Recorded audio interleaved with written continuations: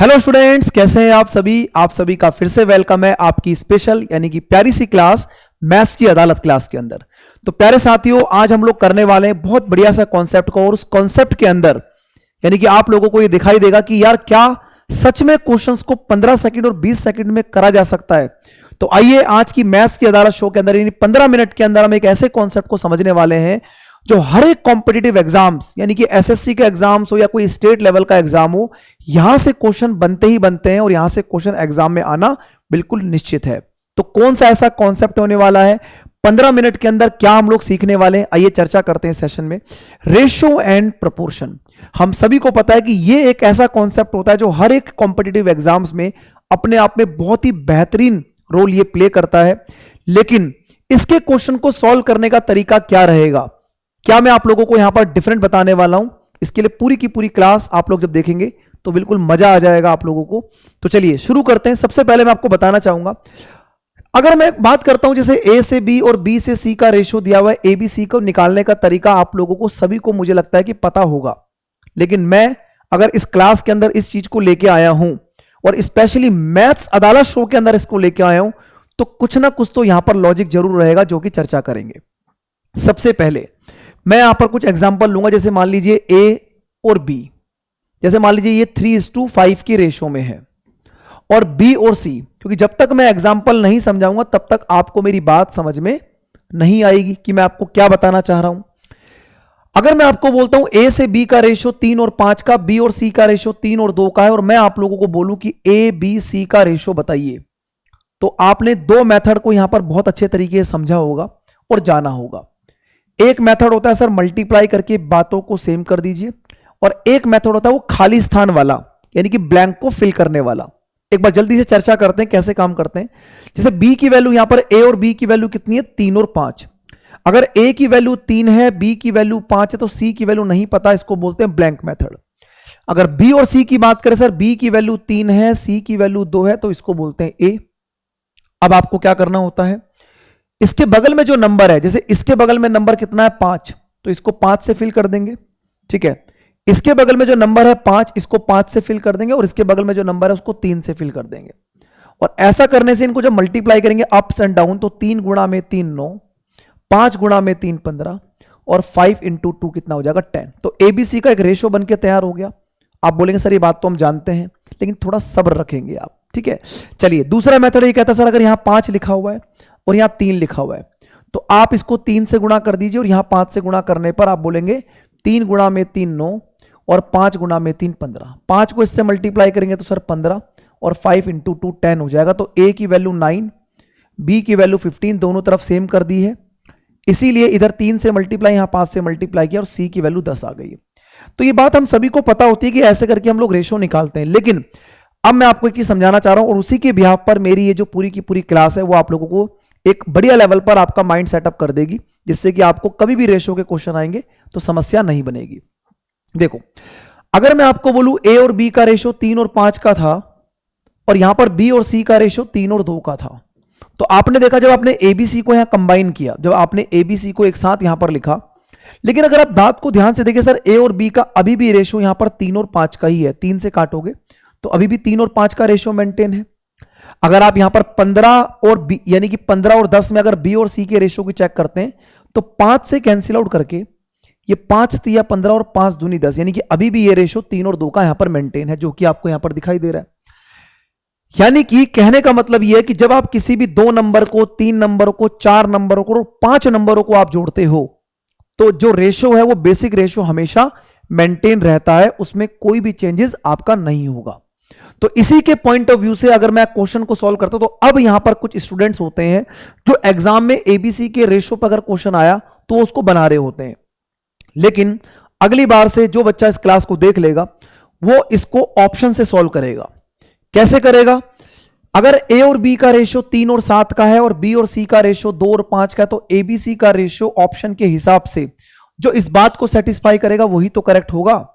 तो आइए, ए और बी का रेशो अगर 3 और 7 का है, तो 13 और 14 में 3 और 7 नहीं बन सकता, 6 और 14 में 6 और 14 में बनेगा, 13 और 12 में नहीं बन सकता। दो ऑप्शन तो बिल्कुल देखते ही खत्म हो जाते हैं। अगर 6 और 14 में 3 और 7 का रेशो है, यहां पर भी 3 और 7 का रेशो है, तो आगे बढ़ते हुए बी और सी में 2 और 5 का रेशो होना चाहिए। तो भैया 14 और 15 में 2 और 5 का रेशो नहीं है, यानी कि ऑप्शन नंबर बी। इसको बोलते हैं आंखों ही आंखों में क्वेश्चन को उड़ा देना है।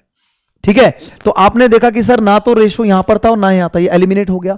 ए और बी यहां भी मैच कर रहा है, इधर भी मैच कर रहा है, तो बी और सी 14 15 तो नहीं है, तो यानी कि बी और सी का रेशो 2 और 5 का, 7 से कैंसिल आउट करोगे, 7 दूनी 14 और 7 पंजे 35। बी ऑप्शन इसका राइट आंसर है। बात समझ में आ गई है?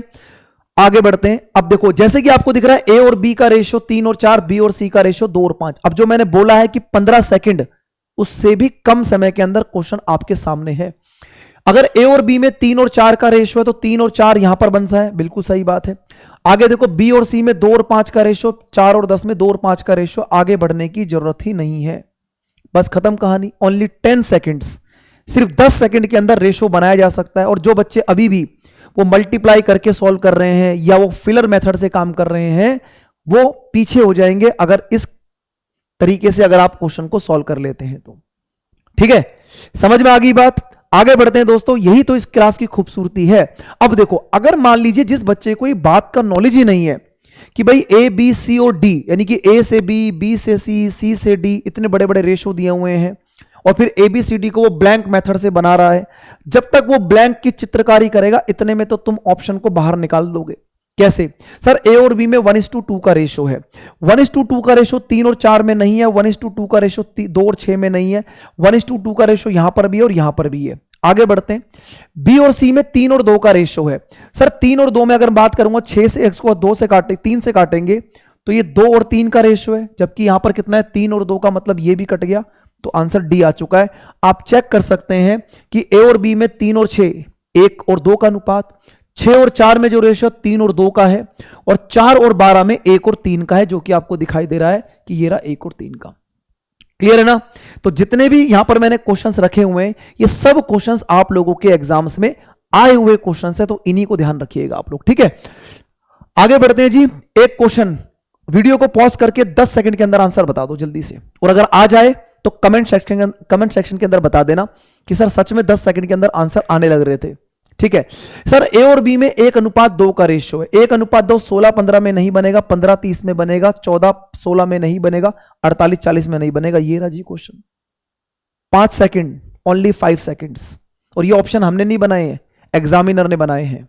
आप चेक करिएगा इस तरीके के क्वेश्चन को सॉल्व करने में कितना टाइम लगेगा। तो देखो पिछले 7-8 मिनट के अंदर ही आप बात को समझ चुके हैं कि सर बड़े बड़े क्वेश्चन को कैसे प्रस्त किया जाएगा, कैसे आप इतने बड़े बड़े क्वेश्चनों को एग्जाम में सॉल्व करोगे। और अगर आप गलती से अगर ऐसे लिखने लगे कि ए और बी का ratio 1:2, C D absent, B और सी का रेशियो 3 और 4, डी और ए एब्सेंट, और सी और डी का रेशियो 5 और 6 और ये एब्सेंट, और इनको भरने लग रहे हो, तो भैया सिर्फ पेपर में ही टाइम भरा जाएगा और कुछ नहीं होगा। ठीक है, तो इस मेथड से क्वेश्चन को सॉल्व करिएगा। अब देखो जरा, सर यहां पर है ए से बी का रेशो, बी से सी का रेशो, सी से डी का रेशो, और आप सबसे पूछ रहा है 2a ratio 3d, 2:a, 2 a and 3:d, यानी कि आपको डायरेक्ट ए से डी पर पहुंचना है। तो जब भी मेरे भाई आपको ए से बी, बी से सी, सी से डी का रेशो दिया होगा और आपको डायरेक्ट ए से लेकर डी पे जंप करना है, तो क्या करना है, बात को ध्यान से समझिएगा। ठीक है, आपको क्या करना है सर, अगर ए से बी, बी से सी, सी से डी दिया हुआ है, तो स्टार्टिंग वाली वैल्यू को मल्टीप्लाई करो, 3 को मल्टीप्लाई करो 7 से, 7 को मल्टीप्लाई करो 3 को मल्टीप्लाई करो 7 से, 7 को मल्टीप्लाई करो 2 से। तो यहां पर लिखा था 2a रेशो 3:d। तो अब जब आप स्टार्टिंग वैल्यू को मल्टीप्लाई करोगे, यानी कि 3 को मल्टीप्लाई करोगे 7 से, 7 को मल्टीप्लाई करोगे 2 से, तो सर यहां पर मिलेगा ए का रेशो, यानी 3 गुणा में 7 21 और 21 दूनी 42। तो ए की वैल्यू डायरेक्ट 42 लिख देनी है। अब डी निकालना है तो लास्ट वाली वैल्यू को मल्टीप्लाई करो, 5 को मल्टीप्लाई करोगे 8 पंजे 40, 40 गुणा में 3, 40 गुणा में 3 120। तो स्टार्टिंग वाली वैल्यू को मल्टीप्लाई करोगे तो ए का रेशियो, लास्ट वाली वैल्यू को मल्टीप्लाई करोगे डी का रेशियो। तो आप स्पीड से काम कर पाओगे, बशर्ते कि अगर आप मान लीजिए अगर वो आप रिलेशन बनाते तो पहले आप ए की वैल्यू निकालते फिर डी की वैल्यू निकालते। तो डायरेक्ट तरीका मैंने आपको बता दिया है जो कि आपके सामने ये रहा। सॉल्व कर लीजिए सर। यहां से अगर आप कैंसिलेशन करते हैं तो कैंसिलेशन करके आपके आंसर आपको मिल जाएगा 6 गुणा में 7 42 होता है, ठीक है। और 6 से कैंसिल आउट करोगे सर, 6 से कटेगा ये 20 पर, 2 इधर भी है तो 2 यहां से मल्टीपल भी जा रहा है, यानी कि आंसर आ गया 7:30।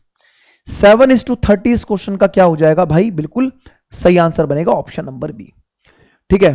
तो यहां तक मुझे लगता है कि आप सभी को समझ में आ गया होगा कि रेशो के अंदर ऐसे क्वेश्चंस में आप लोग कैसे काम करेंगे, चाहे वो ए से बी, बी से सी, सी से डी रेशो दिया हो या डायरेक्ट आपको ए से लेकर डी तक की जंप करवाना चाह रहा हो, तो आप इस तरीके से काम करेंगे, ठीक है। अच्छा, इस क्वेश्चन को करने से पहले मैं आपके सामने एक क्वेश्चन और रखता हूं जो कि शायद मुझे लगता है पीछे की तरफ शिफ्ट हो गया है, ये देखिएगा, ठीक है। अभी उसको भी करेंगे लेकिन एक बार पैटर्न को समझो।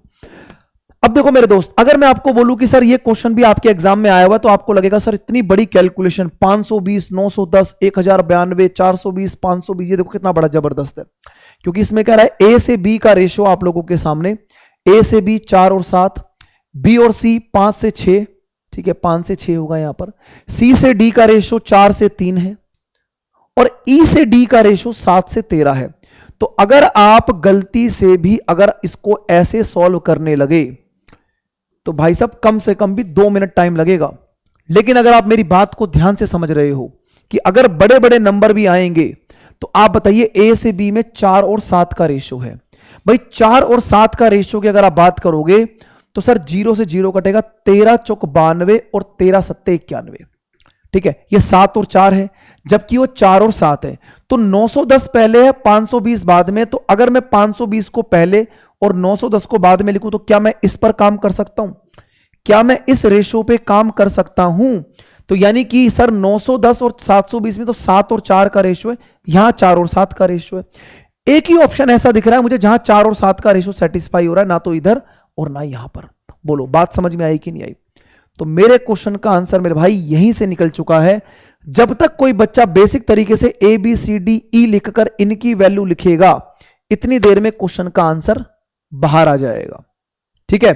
तो उम्मीद करता हूं कि आपको ये रेशो वाले कॉन्सेप्ट समझ में आ चुके होंगे, ठीक है। तो ये इस क्लास को करने का मेरा सबसे बड़ा मोटिव था कि मैं किस तरीके से आपको यहां पर चीजें समझा सकूं।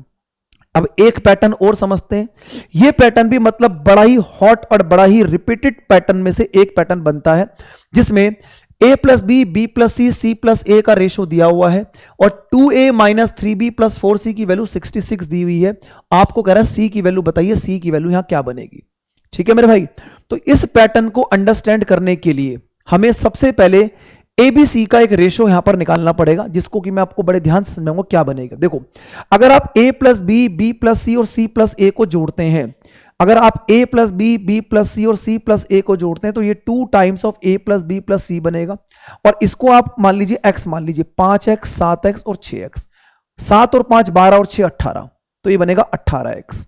यानी कि दोस्तों a plus B plus C का जो रेशो है, a plus B plus C का जो रेशो कितना बनेगा 9x। अब आपको यहीं से दिमाग लगाना है कि सर कैसे कैसे हम यहां से चीजों को समझें। देखो, अगर हम बात करें a प्लस बी की वैल्यू तो 5x है, b प्लस सी की वैल्यू तो 7x है, c प्लस a की वैल्यू 6x है।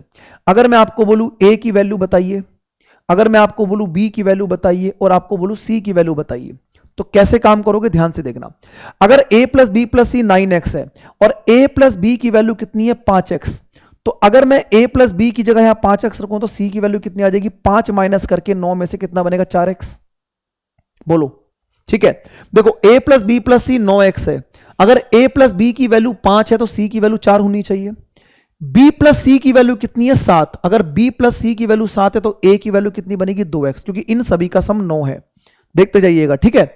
आगे देखिएगा, c प्लस a की वैल्यू कितनी है 6x, जबकि यहां कितना है 9, तो ये कितना बनेगा 3x। तो a plus B plus C का जो रेशियो है 2, 3 और 4 में आ गया, ठीक है। तो यहां पर अगर हम बात करें तो c की वैल्यू निकालनी है आपको, या तो आप एक काम कर सकते हो, देखो 2 प्लस 3 तो a की वैल्यू कितनी है 2x, तो 2 को मल्टीप्लाई करेंगे, 2 गुणा में 2 4x, माइनस b की वैल्यू कितनी है 3, 3 तिया 9x, प्लस c की वैल्यू कितनी बनेगी 4, 4 चौक 16x, बराबर कितना हो जाएगा 66।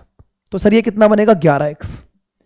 11x मतलब 66, तो x की वैल्यू 6, x की वैल्यू 6, तो c की वैल्यू कितनी बनेगी 24। बहुत ही शानदार और बहुत ही बढ़िया क्वेश्चन है। इस पैटर्न पर एग्जाम के अंदर प्रश्न आना निश्चित है, क्योंकि यह पैटर्न काफी बार आपके एग्जाम में पूछा जाता है।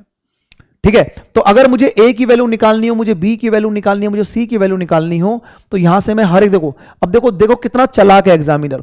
x की वैल्यू 6 आ गई, 2 से गुणा कर दिया तो 12 भी ऑप्शन में, 3 से गुणा कर दिया तो 18 भी ऑप्शन में, 4 से गुणा कर दिया, सही आंसर ऑप्शन नंबर सी है। ठीक है, चलो एक पैटर्न और दिखाता हूं इसी के ऊपर। अब देखिए बिल्कुल सिमिलर क्वेश्चन आपको लग रहा होगा कि a plus B, B plus C, C plus A, something दिया हुआ है, a plus B plus C का सम 27, लेकिन 1/a, 1/b, 1/c, ये रेशो पूछा हुआ है। अगर मेरे भाई रेशो पूछा हुआ है तो मैं आपको सजेस्ट करूंगा कि वैल्यू का यूज नहीं करना है। यही तो इस क्लास की खासियत है, वैल्यू का यूज नहीं करना है। अब देखो जरा कितनी तेजी से करोगे, a plus B, B plus C, C plus a, तो भाई अगर मैं बोलूं 2 times of a plus B plus c, 2 times of a plus B plus c, 7 6 13 और 5 18x, यानी कि a plus B plus c की वैल्यू कितनी बनेगी 9x बन गई। अगर a प्लस बी आपके पास 7x है, अब देखो यहां मैं लिखता हूं a रेशियो, यहां मैं लिखता हूं b रेशियो, यहां मैं लिखता हूं c ratio. a plus B plus c 9 है, a प्लस बी की वैल्यू 7 है, तो c की वैल्यू कितनी बनेगी 2x लिखो या 2 रेशियो लिखो, डायरेक्ट लिख दो। आगे देखो a प्लस बी प्लस सी दोबारा 9 है, आपको पता ही है, b प्लस सी की वैल्यू 6 है, तो यानी कि a की वैल्यू कितनी बनेगी 3 रेशियो। क्लियर। आगे देखो c प्लस a की वैल्यू 5 है, तो b की वैल्यू कितनी बनेगी 4, क्योंकि सम 9 है। आपको बोल रहा है 1/a, 1/b, 1/c, तो भैया 1/3 रेशियो, 1/4 रेशियो, 1/2। सॉल्व करना सभी को आता होगा। 4 3 6 का एलसीएम कितना बनेगा जी, 4 3 2 का एलसीएम 12, तो 3 चौक 12, 4 तिया 12 और 2 गुणा 6 12, 4 3 और 6 इस क्वेश्चन का क्या हो गया, करेक्ट आंसर हो गया। तो ये पैटर्न आप लोगों के एग्जामिनेशन पॉइंट ऑफ व्यू से काफी इंपॉर्टेंट होता है। एंड उम्मीद करता हूं कि आप सभी को आज का जो रेशियो प्रपोर्शन का स्पेशल क्लास थी मैथ्स की अदालत के अंदर, जिसमें हमने मुकदमा लड़ा, और मैं उम्मीद करता हूं कि आप लोगों को यह मुकदमा जो है बढ़िया लगा होगा और आपने यहां पर जीत हासिल की होगी। तो इस तरीके की रेगुलर क्लासेस के लिए शाम 6 बजे एसएससी वाले चैनल पर अपने आप आ जाया करो, क्लास आपको रेगुलर मिलेगी। और जो आप लोगों की डिमांड है कमेंट सेक्शन के अंदर डाल देना कि इस चैप्टर में प्रॉब्लम है, इस कॉन्सेप्ट में प्रॉब्लम है, बढ़िया से बढ़िया कॉन्सेप्ट जो है आप लोगों को इस क्लास में दिए जाएंगे। चलिए मिलते हैं आप लोगों से नेक्स्ट क्लास में, तब तक के लिए thank you very much, take care, bye bye, जय हिंद जय भारत, धन्यवाद, बाय बाय दोस्तों।